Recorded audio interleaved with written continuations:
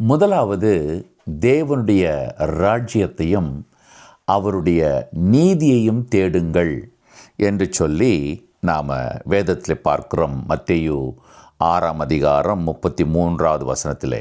அப்பொழுது இந்த மற்ற எல்லா காரியங்களும் நமக்கு கூட கொடுக்கப்படும் என்று ஆண்டவர் சொல்லுகிறார். அன்பானவர்களே, அப்போது முதலாவது என்று ஆண்டவர் சொல்கிறாருன்னா அதுதான் நமக்கு மிக மிக முக்கியம். நம்முடைய வாழ்க்கையில் எதெல்லாம் நாம் முதன்மையாக வச்சுருக்கிறோமோ அது எல்லாவற்றை காட்டிலும் ஆண்டவர் தான் முதலாவதாக நம்முடைய வாழ்க்கையில் இருக்க வேண்டும்.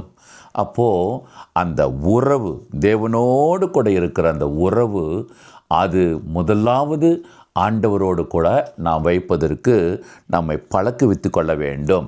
மத்தேயு 10:37 நாம் பார்க்கும் பொழுது சொல்லப்படுகிறது, இந்த குடும்பத்தில் நமக்கு தகப்பன், தாய், சகோதரன், சகோதரி எல்லாரை பார்க்கிலும் நாம் முதலாவது தேவனை தான் வைக்க வேண்டும் என்று ஆண்டவர் சொல்லுகிறார்.